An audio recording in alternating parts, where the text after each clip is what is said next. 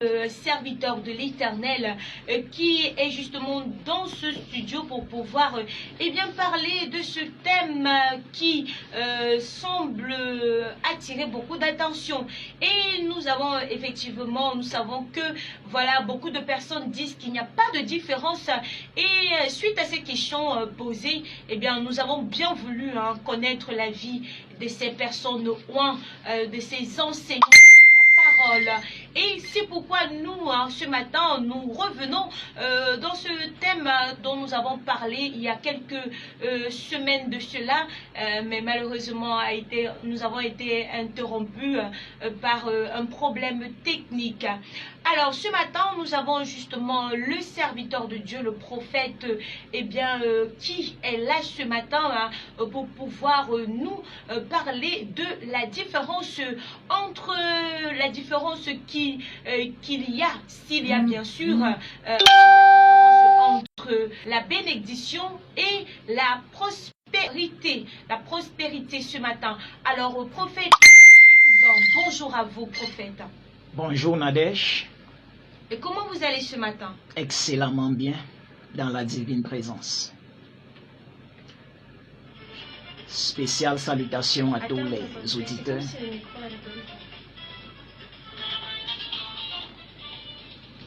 Oui, prenez s'il vous plaît.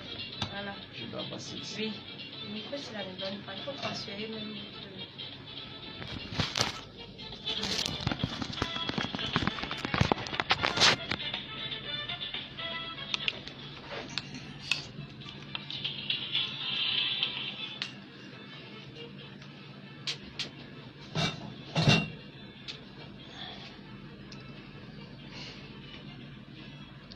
Alors, je le disais tantôt, ce matin, nous avons justement l'apôtre J. Rubin qui est encore là dans ce studio pour pouvoir nous étayer et nous éclairer justement sur ce thème qui relève justement à savoir la différence qu'il y a, et bien sûr s'il y en a, entre la prospérité et la bénédiction. Eh bien, prophète J. Rubin, tout à l'heure, on ne vous a pas très bien entendu. Bonjour à vous une fois de plus. Rebonjour. Voilà. À toi Nadège. Voilà, donc comment vous allez ce matin? C'est vrai qu'on a tendance à dire qu'on ne demande pas aux aînés comment ils vont, mais plutôt de savoir comment ils ont dormi. N'est-ce pas? Cela me paraît tout à fait nouveau. Ah. Je vois pas un péché à demander comment est-ce que je vais. Ah, d'accord. Voilà. Parce que ça, je nous ai dit, ma fille, on ne demande pas aux aînés comment ils vont, mais plutôt si vous avez bien dormi. Alors, j'ai dit, ah papa, je ne savais pas, j'ai compris. Bon. Et chaque fois que je me place devant un aîné, j'ai toujours tendance à dire comment vous allez avant de me poser, avant de prendre cette pensée-là et de revenir sur, est-ce que vous avez plutôt bien dormi? Bon, moi j'aimerais dire, tout dépend préalablement aussi de l'état d'esprit avec lequel on s'exprime et du message crucial effectivement que l'aîné voudrait véhiculer effectivement à celui qui lui adresse ses salutations. Alors, ce matin, prophète J. Rubin, nous parlons de la différence qu'il y a entre la bénédiction et la prospérité. Déjà, qu'est-ce que c'est qu'une prospérité? Prospérité dans le sens global, ça parle du bien-être. S'il faut essayer de se faire comprendre de la manière la plus simple possible. Ça parle du bien-être, ça parle de vie, ça parle de succès, ça parle, vous voyez, en fait, grosso modo, ça parle du bien-être. Lorsqu'on dit que tu es prospère, ça veut dire tout ce dont tu as besoin pour ta satisfaction actuelle et perpétuelle, effectivement, est à ta disposition. Et la bénédiction, c'est quoi? La bénédiction, dans un tel cas, moi je ne vois pas la différence. Parce que lorsqu'on parle de bénédiction, s'il faut décomposer terre à terre, ça parle de béné qui parle du bien. Diction, ça a à voir avec la parole. Vous voyez? Donc, il peut y avoir justement une différence. On peut justement on peut réussir dans la vie sans justement avoir la parole. Dans un certain cas, dans un certain jargon, mais de façon absolue, je dirais catégoriquement non. Quand il dit de façon absolue, ça veut dire dans le domaine, le règne, effectivement, christique. Je parle du domaine, effectivement, de la perfection. Il n'est pas possible d'accéder à un certain succès si jamais tu as mis de côté la parole. Ça peut paraître être le succès, mais le problème c'est que beaucoup de personnes confondent beaucoup de choses. Et c'est pour cela que nous devons effectivement nous soumettre pour recevoir un éclairage assez sophistiqué de la part effectivement de Christ qui est la véritable lumière qui venant dans ce monde éclaire tout temps. Voilà, il est possible d'avoir la réussite d'après le système du monde, c'est-à-dire de mettre sur pied beaucoup de projets que tu parviens à réaliser, d'acquérir, je ne sais pas, tellement de biens matériels, mais de n'avoir jamais eu du succès d'après la perspective divine. Et cela est bibliquement démontré de long en large, de la Genèse jusqu'à l'Apocalypse. Et je pense que relativement par rapport à d'autres questions, nous parlerons, nous étendrons sur ce sujet dans d'autres aspects. Alors, donc maintenant pour savoir justement, comme vous l'avez dit, il ne peut pas, il n'y a pas réellement une différence entre la prospérité et la bénédiction. Alors, la question est de savoir pourquoi donc à l'Ancien, par exemple, le Testament, on parle beaucoup et on relève beaucoup plus le mot prospérité différemment du Nouveau Testament où on relève beaucoup plus le mot bénédiction. Je vous ai dit, Dieu n'est pas contre la bénédiction, Dieu n'est pas contre la prospérité. Déjà, je pense que c'est l'occasion plus que jamais de véhiculer le message de Christ en ce jour. En ce temps, oui. Voilà, en ce merveilleux moment que Dieu nous accorde, effectivement, de passer le message. Vous voyez, la bénédiction, que ce soit dans l'Ancien Testament ou que ce soit dans le Nouveau Testament, Dieu n'a aucun problème à la bénédiction. La Bible déclare qu'il est le Père des Lumières, lequel, effectivement, il n'y a point de changement ni d'ombre de variation, que toute grâce parfaite, tout don parfait et toute grâce excellente, effectivement, descend de lui. C'est sa volonté, effectivement, que tu excelles, c'est sa volonté que tu expérimentes les bénédictions multiples qu'il a arrêtées d'avance et stockées en Christ pour la satisfaction actuelle et perpétuelle, effectivement, de tous ceux qui croient. Maintenant, le problème, ce qui cloche, c'est qu'il y a un autre type d'évangile qui essaye de définir les bénédictions ou alors les bénédictions ou alors la prospérité sous un autre angle assez mystérieux, assez mystique. Vous voyez, beaucoup de personnes aujourd'hui sont en possession de tellement de biens, mais ils sont en fait infiniment loin du cadre, effectivement, de la pensée de Dieu. Et c'est pour ça que, à titre d'introduction, j'ai évoqué le fait qu'il est possible d'avoir eu le succès, des acclamations dans le système, sur le regard de ceux de ce monde et de ne jamais avoir, effectivement, excellé dans la pensée de Dieu. Donc, le problème en ce jour, c'est quoi? Vous voyez, il y a un autre évangile. C'est pour ça que Paul, lorsqu'il parlait aux Galates, il avait un chagrin dans le cœur. Voilà, pas chagrin dans le sens où tout n'est pas accompli. C'est dans le sens où, effectivement, il avait de la peine à voir que l'évangile tel que Christ a laissé était annoncé d'une autre manière. Vous voyez, la Bible dit ceci, qu'il était étonné. Lorsque tu parles dans Galates au chapitre 1, il était étonné de la facilité avec laquelle les gens se sont laissés ensorceler ou envoûter par un autre évangile que celui de Christ. Vous voyez, et il précise que non pas qu'il y a un autre évangile, mais il y a des gens qui essayaient de troubler les frères de Galates avec un autre évangile. Vous voyez un peu, la prospérité, il n'y a pas un évangile de prospérité. Il n'y a pas un évangile, je ne sais de quoi. L'évangile lui-même incarne la prospérité. Et Christ est le paquet, est le paquet dans lequel Dieu, avant toute chose, dans sa préscience, a investi tout ce dont l'homme qui allait effectivement chuter via Adam allait se ressourcer pour être satisfait de façon actuelle et perpétuelle, comme je l'ai dit. Donc le problème, c'est au niveau de la définition de la prospérité. Une prospérité qui commence de façon extrinsèque, c'est pas une prospérité effectivement durable, parce que l'homme étant structuré en au moins 7 dimensions que je peux détailler tout de suite, mais c'est pas le sujet.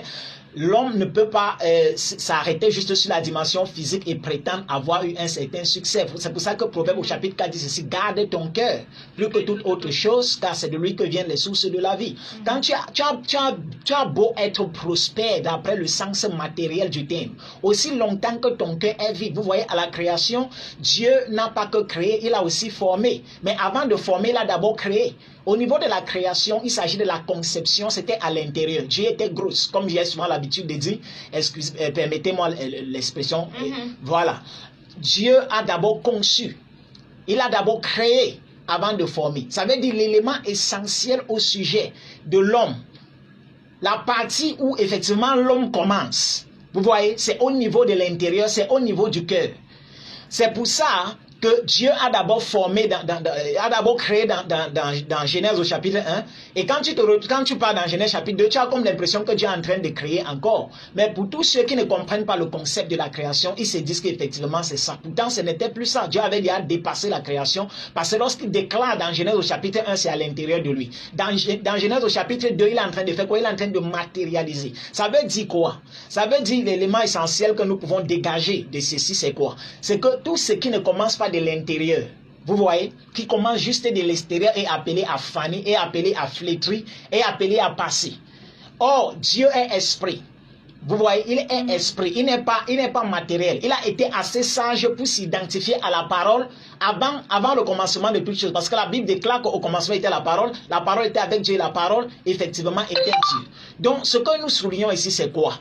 Nous voulons dire que la prospérité, ce n'est pas une mauvaise chose. Et ce n'est pas que du matériel. Voilà pourquoi quand l'humanité tout entière était dans la confusion, Dieu n'a pas fendu le ciel et a envoyé les pains physiques sur la terre, effectivement, pour qu'ils se nourrissent. Il n'a pas envoyé sa main, effectivement, de constructeur depuis le ciel pour bâtir les maisons. Il n'a pas ouvert Kondengui et toutes les autres prisons pour, effectivement, libérer les gens qui étaient incarcérés. Non. Qu'est-ce qu'il a fait? Il a envoyé son fils. Et son fils, dans Jean au chapitre 4, va croiser une femme avec qui, effectivement, il a un entretien. Et beaucoup de vérités se dégagent par rapport à cet entretien. Il dit par exemple à cette femme qui était au puits de Jacob que celui qui boit de cette eau physique aura encore soif. Mais celui qui boit de l'eau qu'il donne, l'eau qu'il donnerait, effectivement, l'eau qu'il devait donner, c'est quelle eau? Effectivement, il s'agit du Saint-Esprit, il ne s'agit pas du matériel.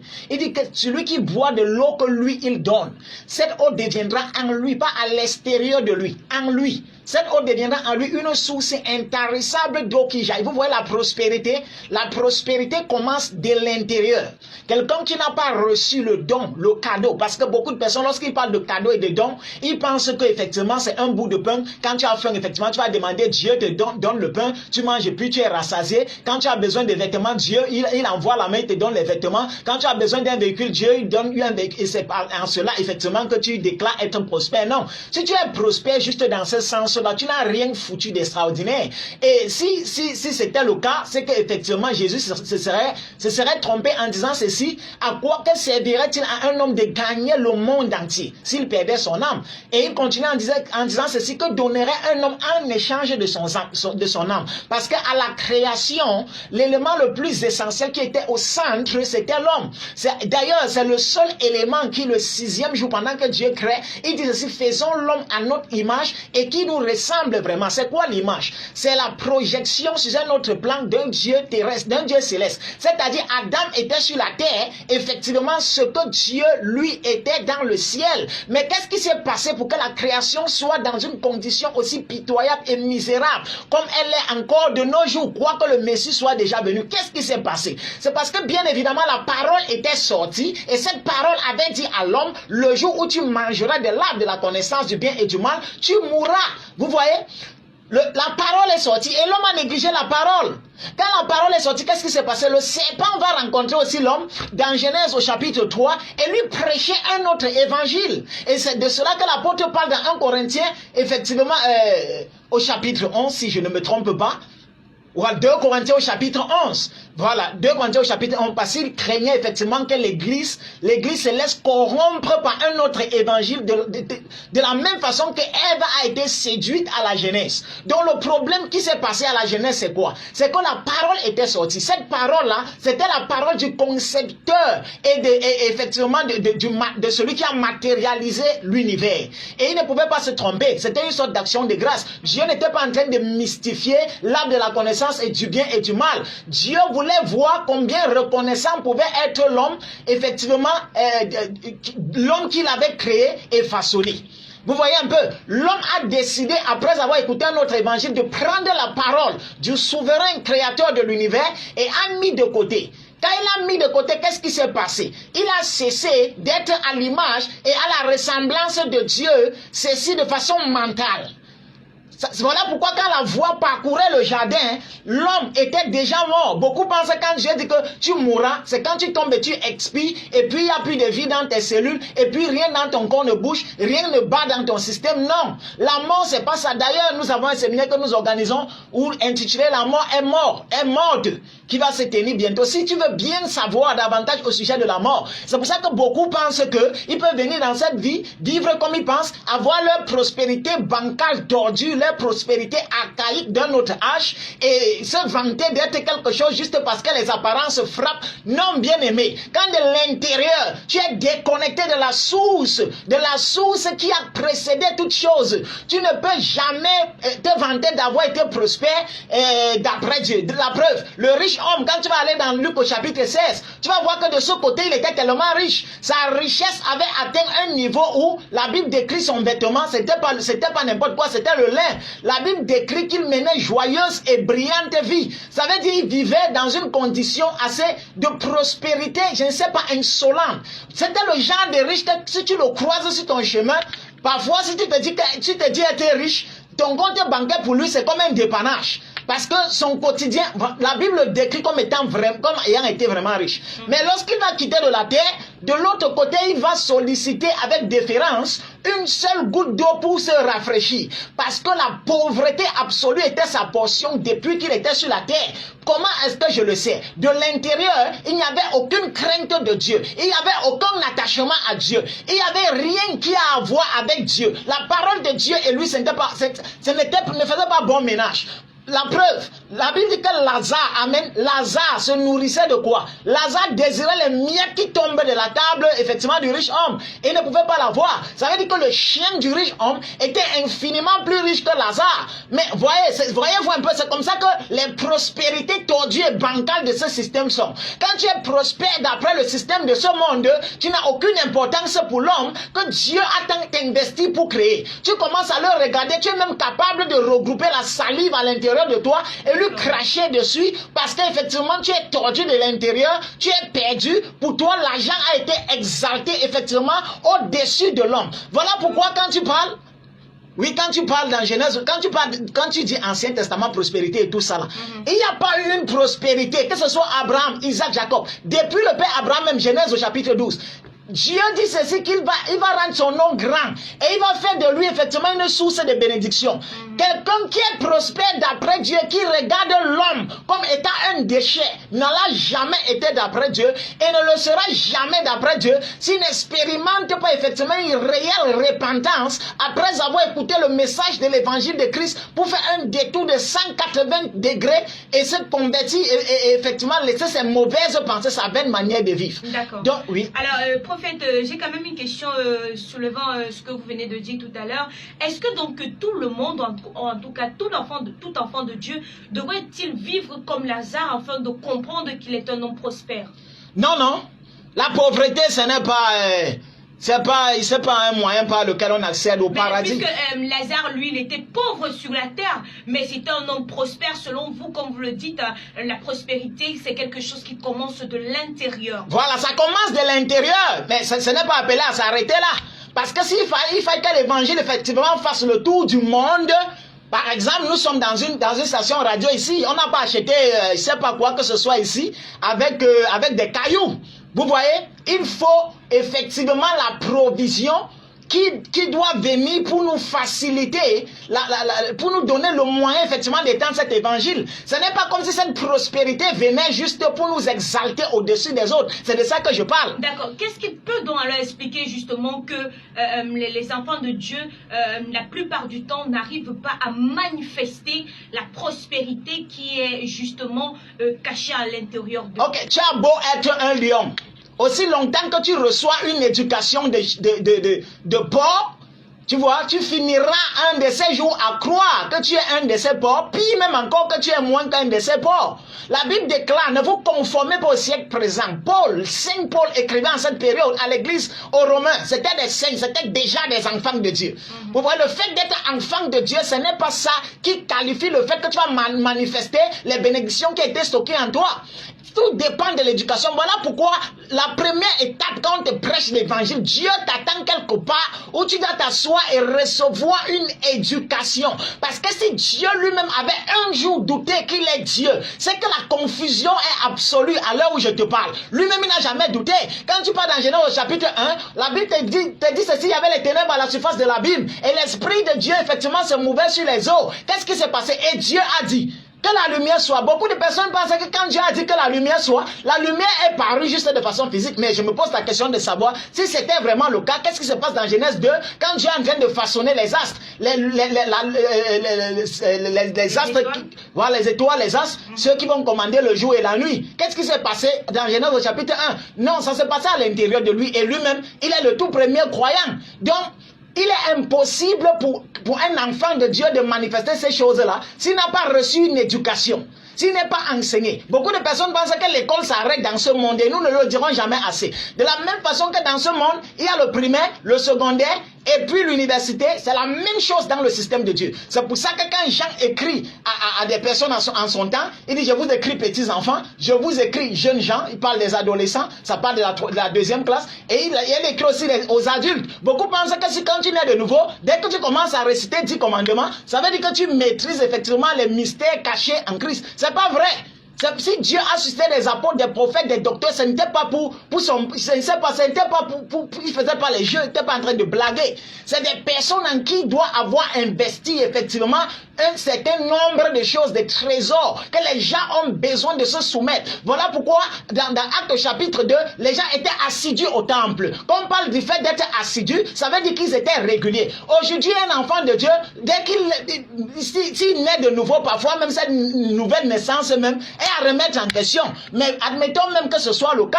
Lui, il pense que comme il a fait de longues études, il a fait un grand cursus, lui, il est en possession de tellement de diplômes, il est ingénieur de son ou quoi que ce soit, il croit que tout cela, effectivement, a à voir avec le royaume des cieux.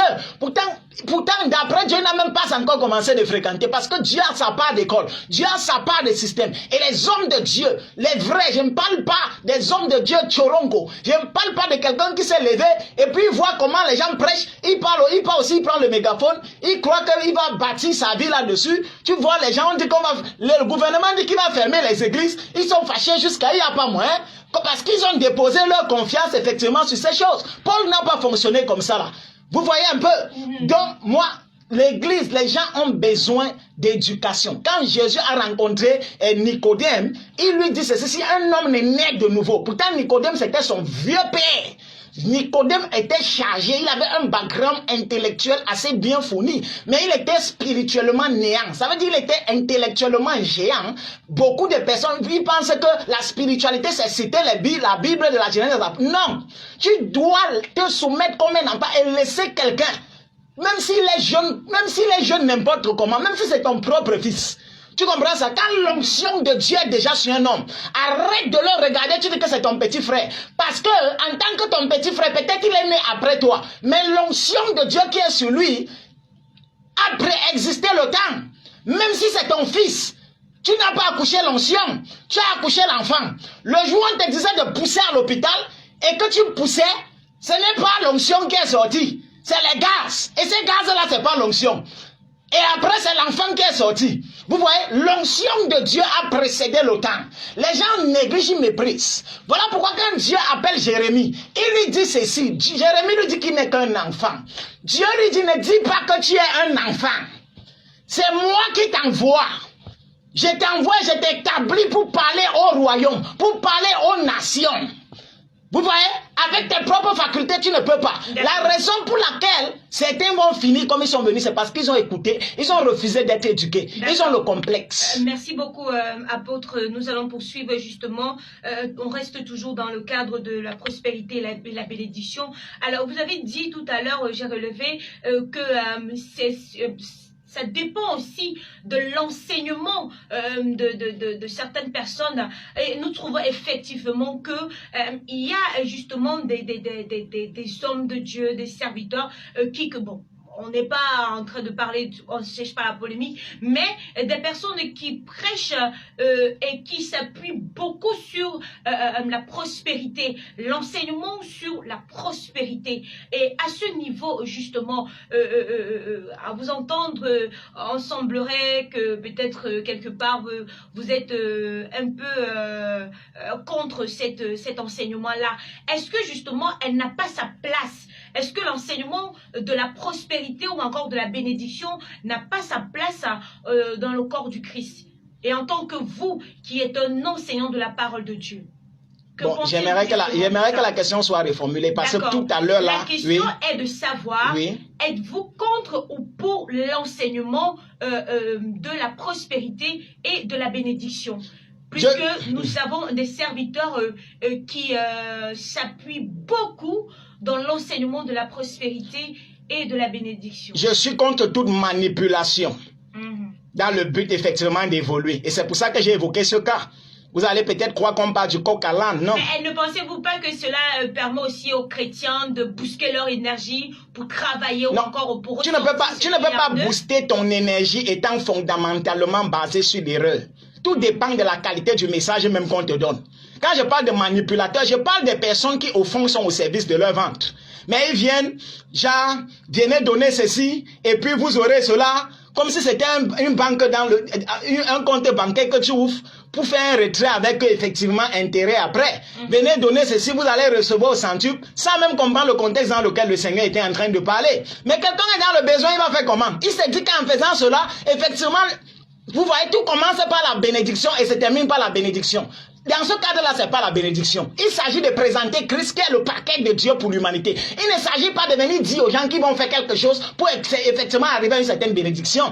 Il s'agit de dire aux hommes, Dieu n'est pas venu Dieu a tant aimé le monde, il a envoyé son fils. La raison pour laquelle le fils a été donné, ce n'était pas parce que la priorité c'était dans les apparences. La priorité était de l'intérieur. Voilà pourquoi Jean-Baptiste a dit, voici l'agneau de Dieu qui ôte le péché du monde. Le problème de l'homme, c'était d'abord son péché. C'est ça que Jésus est venu traiter. Pourquoi? Parce que si le problème est ôté, amen, automatiquement, tu dois être transporté du royaume des ténèbres pour son admirable lumière et tu es dans ce domaine automatiquement. Moi, je suis contre toute manipulation. Donne ceci et tu vas réussir. Fais cela et puis tu vas faire ceci. Et si je te détaille même les caractéristiques de l'évangile, tu vas voir que ça n'a rien à voir. Et toutes ces personnes-là, tout ce qu'ils savent dire, c'est au nom de Jésus après. Comme si le nom de Jésus, c'était un truc compliqué à dire. Moi, si je t'écoute prêcher, avec au nom de Jésus qui sont remplis là-dedans, je peux savoir si tu viens du monde des ténèbres ou si tu viens effectivement du royaume de la lumière. Mais parce que je peux... demande à poser des actes prophétiques. Que ceci, c'est une action prophétique, sème ceci, et tu vas récolter, fais comme ça et tu auras certainement une requête, puisque ce n'est pas, tout ne se résout pas seulement que dans la prière, il y a aussi des actions prophétiques. Donc si vous faites une action prophétique, automatiquement celui qui sème finit par récolter. Ok, dans toute ta Bible, tu ne vas voir personne qui était en train d'évangéliser des hommes, un oint de Dieu ou un homme de Dieu, un envoyé, en train d'évangéliser et disant aux gens ceci de s'aimer et de poser des actions prophétiques. Jésus lui-même ne l'a pas fait. Moi, je parle ici dans le cas de l'évangélisation.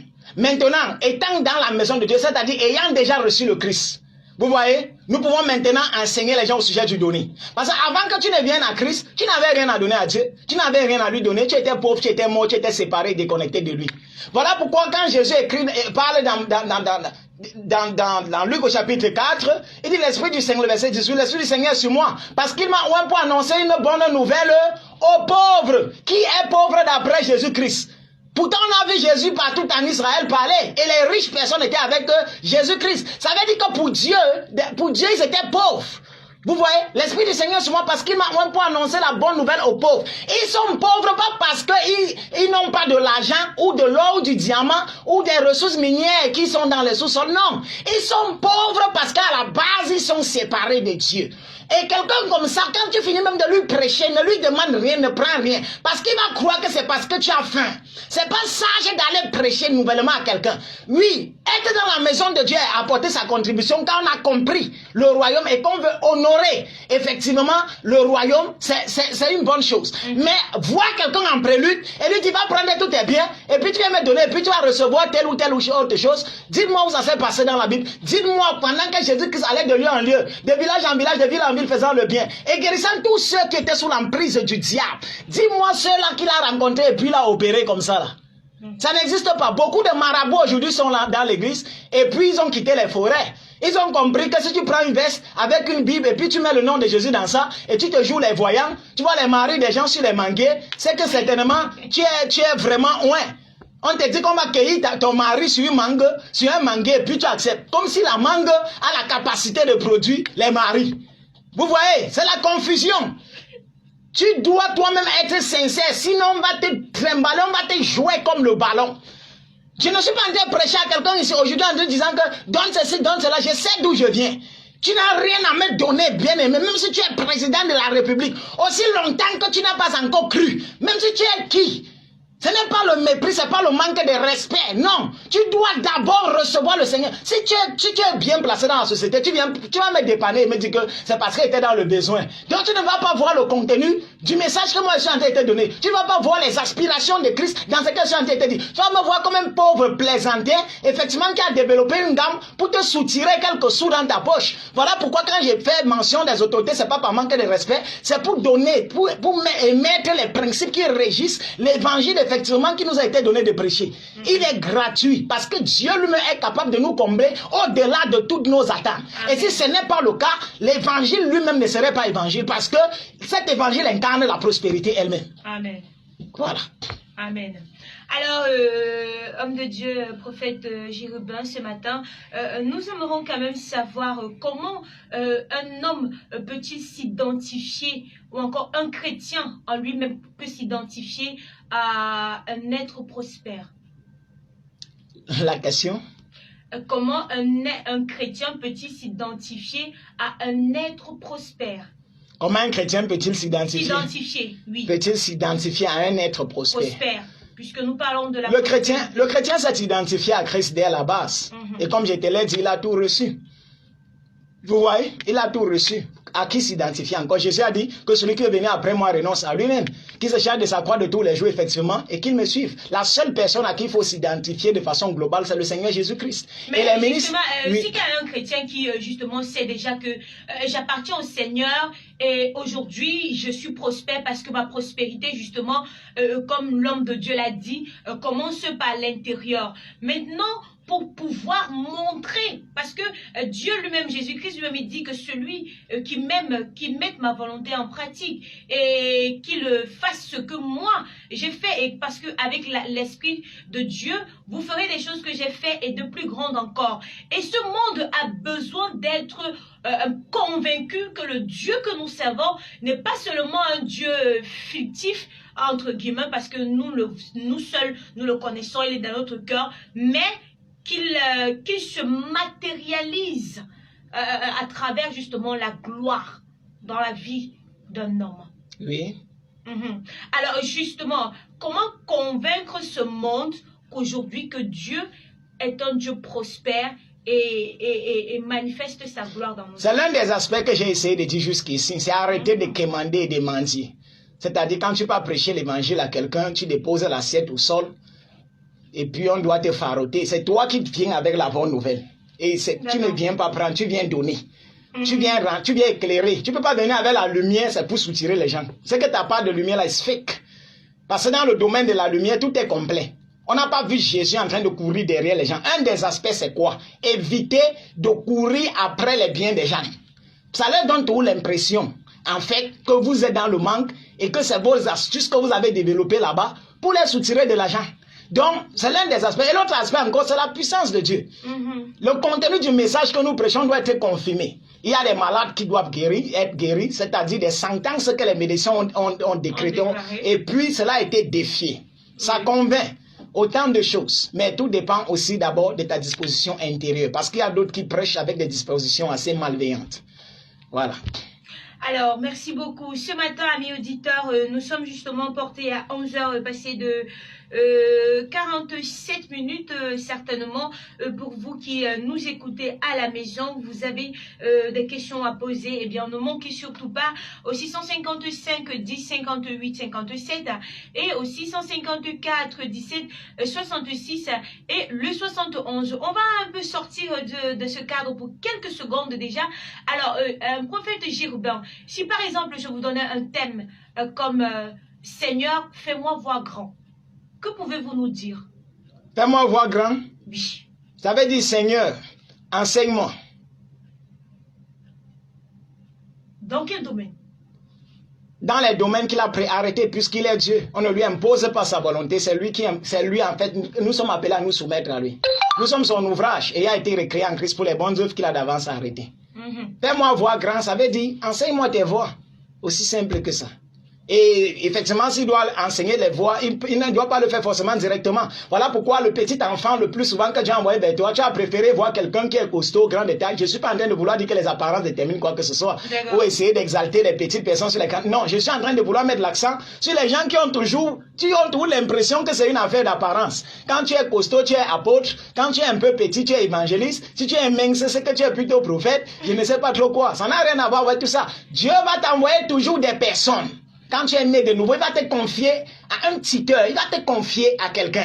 Fais-moi voir grand, ça veut dire que reçois les enseignements, sois assidu au temple, assois-toi à leurs pieds, comme un enfant et écoute qu'on t'éclaire. Parce que le fait de voir, c'est qu'il faut la lumière. Exactement. Alors, nous revenons justement sur notre thème cette fois-ci, dans le cadre justement de la bénédiction. La Bible nous fait comprendre que je souhaite que tu prospères à tout égard comme prospère l'état de ton âme. Alors, beaucoup de personnes ont tendance à prendre ce verset dans le sens où justement beaucoup de personnes prennent ce verset dans le sens de leur propre intérêt personnel. Alors, quand Dieu dit qu'il souhaite que nous prospérons en tout égard, comme l'état de notre âme, que veut-il dire exactement dans ce contexte où on relève un peu dans le cadre de la prospérité? Ok, la Bible est pleine de toutes sortes de versets que chacun peut prendre et puis adapter à son contexte en fonction de ses motivations tordues ou pas. Bon, disons tordues. Vous voyez? Une prostituée va aller dans la Bible te parler de Rahab et te faire voir la prostitution comme étant quelque chose de merveilleux. Un braqueur va te parler effectivement de celui-là, effectivement que le Seigneur a pardonné et qui est le premier à avoir inauguré le paradis d'après eux, ne comprenant même pas de quoi il parle. Et un alcoolique va te dire que Jésus-Christ, lui, a changé le vin. C'est le tout premier miracle qu'il a fait. Dans la Bible, tu vas tout trouver. Et c'est à toi d'ailleurs d'être sincère pour savoir reconnaître et discerner la voix de Dieu. Un tel passage est pris pour justifier. Et ceux qui m'ont écouté ce matin, c'est si simple. L'apôtre parle de quoi là-bas? Il dit de prospérer à tout égard. Comme prospère d'abord l'état de l'âme. L'âme n'est pas matérielle. C'est d'abord de l'intérieur. Si de l'intérieur tu n'as pas prospéré, tout ce que tu as à l'extérieur là, tu as quoi d'extraordinaire par rapport à Donald Trump? Rien du tout. Tu as quoi d'extraordinaire par rapport à tel, je ne sais pas, magistrat ou à telle autorité du monde, de ce monde? Vous voyez? Tu as quoi d'extraordinaire? Tu n'as rien d'extraordinaire. Ce que quelqu'un a d'abord d'extraordinaire commence de l'intérieur. C'est le sceau que nous avons reçu de l'intérieur. Maintenant, lorsque nous excellons de façon physique, c'est pour parler aussi à ces gens qui, étant assis dans ce monde, ont passé le temps à dénigrer même ceux qui croient en Dieu. Et qui finissent par dire que, mais d'où vient la source de ces gens? Je pense à Daniel, par exemple. Je pense à Joseph. Je pense à plusieurs de ces grosses têtes de l'ancienne alliance qui ont défié les royaumes, effectivement, pour exalter leur grand Dieu, ayant mis leur confiance, effectivement, en lui. Avant que Daniel n'accède à sa position, vous voyez, c'était d'abord l'état de l'âme. C'était de l'intérieur. Avant que Joseph arrive où il est, les gens pensaient qu'on l'a jeté dans la fosse, c'était quoi? C'était la pauvreté. Un de ces pasteurs, diseurs de bonne aventure, aujourd'hui, s'il croisait Joseph, il allait lui dire qu'il est égaré. Parce qu'il ne comprend pas que quand Dieu t'appelle, il prend le temps pour te mouler d'abord. Et que la stabilité d'un édifice ne dépend pas des apparences. Tu veux faire l'immeuble de 5 niveaux, tu dois aussi investir sur la profondeur. Le plus souvent, il laisse la profondeur, il laisse la fondation pour passer le temps à apparaître, pour passer le temps dans les buzz, pour passer le temps dans les matchs vus. On se demande effectivement si c'est Christ qui est au centre de leurs préoccupations ou si c'est autre chose. Vous voyez donc, la Bible n'a pas dit là-bas de prospérer, point. On dit comme prospère l'état de ton âme. Il y en a qui peuvent prospérer loin, ils ne connaissent même pas Dieu. Mais ils parlent de Dieu religieusement. Vous voyez, ils jouent avec l'esprit des gens, ils détournent les gens avec leurs fausses révélations. Et il est trompe, il est soutille, il mange derrière, il grossissent derrière ces gens-là. À cause des c'est pour ça qu'ils passent les ruses. Un peu comme le serpent, la Bible l'appelle voleur. Vous pensez qu'il a volé comment? Plusieurs de ces prédicateurs aujourd'hui sont les trucs qu'il a fabriqués. Ce sont les trucs que lui-même il a fabriqués de toutes pièces. Parce que si tu avais la révélation de la parole et que tu comprennes ce qui s'est passé à la jeunesse, tu vas comprendre qu'il y a aussi un prédicateur là-bas, Eden. C'était monsieur le serpent. Et le contenu de sa prédication est on ne peut plus clair pour quiconque a un cursus, pas simplement théologique, mais un cursus spirituel. Je dis bien spirituel, pas dire que la théologie c'est un péché. Mais là où la théologie s'arrête, là c'est là où nous on commence. Si toi tu fais une école de théologie, c'est pas mal. Mais aussi longtemps que tu n'as pas connu le maître de l'univers par son esprit qui enseigne. Vous voyez, vous allez passer le temps à citer le grec. Le Saint-Esprit n'est pas grec. Citer le latin, il n'est pas latin. La Bible dit ceci va vous conduire dans toute la vérité. On n'a pas dit que donner l'étymologie des mots en grec et devenir helléniste, c'est ça qui m'a fait de toi quelqu'un qui est un grand enseignant. Non, l'enseignant par excellence is the Holy Spirit. Yes. Voilà, donc je n'ai pas dit que parfois on ne peut pas utiliser certains thèmes pour essayer parce que parfois la Bible, à cause de la traduction et des erreurs dans certains détails, mais il y en a qui ont mis toute leur confiance dans le fait de traduire les mots. Même là où il n'y a pas nécessité de traduire les mots, lui va montrer qu'il a fait un tour en Grèce, comme si la Grèce c'était le royaume des cieux, comme si je ne sais pas, la Grèce c'est quoi mon frère?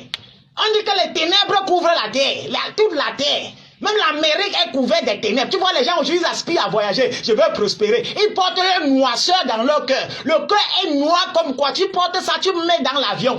Et puis tu pars. Tu penses que c'est en arrivant en Amérique que ton cœur sera nettoyé. Si tu quittes du Cameroun avec ton cœur noir, ce n'est pas là-bas que ça va changer. Et si ton cœur est noir partout, sur n'importe où sur la terre, ça veut dire que d'après Dieu, tu es pauvre, tu es misérable. Peu importe les apparences que tu présentes. Peu importe le visa qu'on t'a. Peu importe le feu vert qu'on te donne dans les ambassades, si le ciel ne te reconnaît pas, si la parole n'est pas identique à toi, si tu n'as pas décidé de te soumettre au royaume de Dieu, alors d'après Dieu, tu n'es que pauvre, tu n'es rien du tout. Amen. Alors il faut dire que justement, prophète Jérubin, nous sommes arrivés à la fin de cette émission. Alors pour dire en gros, y a-t-il une différence entre la bénédiction et la prospérité? La prospérité et la bénédiction, c'est la même chose. C'est la même chose. Sauf que maintenant, les gens attribuent à cela une autre définition pour essayer d'ensorceler et d'enchanter beaucoup de personnes, parce que beaucoup de marabouts aujourd'hui ne sont plus dans les forêts. Tu sais, dans Matthieu chapitre 4, lorsque le diable dit ceci, changer les pieds en pain, tu vois, Jésus a dit, il est écrit. Satan est aussi devenu chrétien. Et quand il est devenu aussi chrétien, maintenant, il a aussi entré dans la Bible. Et il a commencé à dire, fais ceci parce qu'il est écrit. Il y en a qui pensent que quand on cite les Écritures, ça veut dire qu'on est du côté de Dieu. Faites très attention. C'est très facile de se détourner et de se faire ensorceler. Quand toi-même, tu n'es pas d'ailleurs d'abord sincère à la base. Ah, prophète Jérubin, merci beaucoup pour votre présence et merci d'avoir accepté notre invitation. Alors, on va prendre ce message qui nous dit bonjour à toi Nadège ainsi qu'à l'homme de Dieu. Ce matin, je suis tout à fait d'accord avec vos dires. Aujourd'hui, on trouve beaucoup de personnes qui prétendent être des serviteurs de Dieu parce que le temps, lorsqu'ils sortent un thème, ils ne peuvent pas finir leur enseignement sans parler de prospérité et de toujours investir pour la cause du Seigneur. Voyons donc tout cela, ceci amène des gens à parfois croire que tout ce que nous travaillons est uniquement fait que pour l'Église.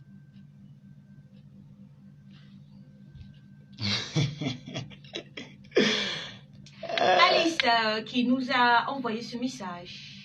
Merci beaucoup à toi, Alice. Ce matin, eh bien, justement, nous sommes portés à la fin. Alors, un dernier mot, prophète Jérobin, pour sortir déjà, vous nous avez parlé de ce séminaire. C'est un séminaire ou une convention, tout à l'heure que vous avez relevé, la mort n'est pas morte. La mort est morte. Voilà. Elle n'est pas morte comment? D'accord, la mort est morte. Oui. Alors, c'est un séminaire. Parlez-nous un peu de ça en quelques minutes. Bon, vous voyez, dans un monde, effectivement, où la mort est autant exaltée, il est grand temps pour les gens de comprendre que le sacrifice spirituel substitutionnel de Christ à la croix n'était pas un jeu de ping-pong. Ce n'était pas la blague. Dieu était en train de parler effectivement à l'humanité.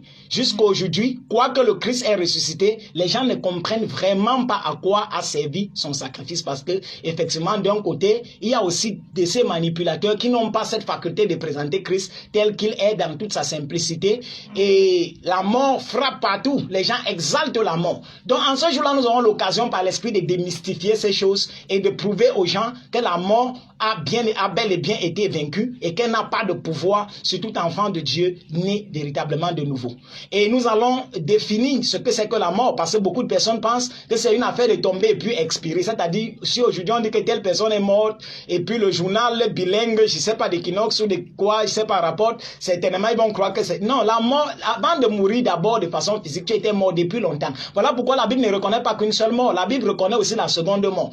Qu'est-ce que c'est la seconde mort? Toutes ces choses-là, effectivement, je pense que nous aurons l'occasion de définir c'est quoi le séjour des morts, c'est quoi les morts, c'est quoi la mort elle-même, parce que la mort, parfois, lorsque la Bible te parle, tu as comme l'impression que c'est une personne. Donc, ça va démystifier. Les clés de la mort sont acquises et du séjour des morts. Tout cela, nous aurons le temps ce jour de décortiquer d'après la science, la sagesse que Dieu va nous donner pour éclairer la lanterne, effectivement, de tous ceux qui répondront présents. Alors, cela se tiendra quand et où? À Dogbon, entrée École Royale, à partir de 17h. D'accord, samedi prochain. Samedi prochain, c'est... Dans le 30. Le 30 novembre. D'accord, dans le 30 novembre, du côté de Dogbom, entrée... École Royale. École Royale, à partir de 17h30. D'accord. Merci beaucoup, prophète Jérobin, d'avoir été des nôtres. Merci à tous les auditeurs de la 103.6.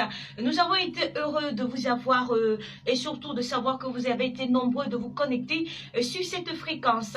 Eh bien, nous allons prendre congé de vous et vous donner rendez-vous demain, rendez-vous mardi prochain avec le prophète Jérobin pour un nouveau thème et certainement... la grâce de Dieu. Et ça, on le sait. Alors, quant à moi, eh bien, je prends congé de vous pour aujourd'hui et nous nous retrouvons demain lorsqu'il sera 10h sur ces ondes.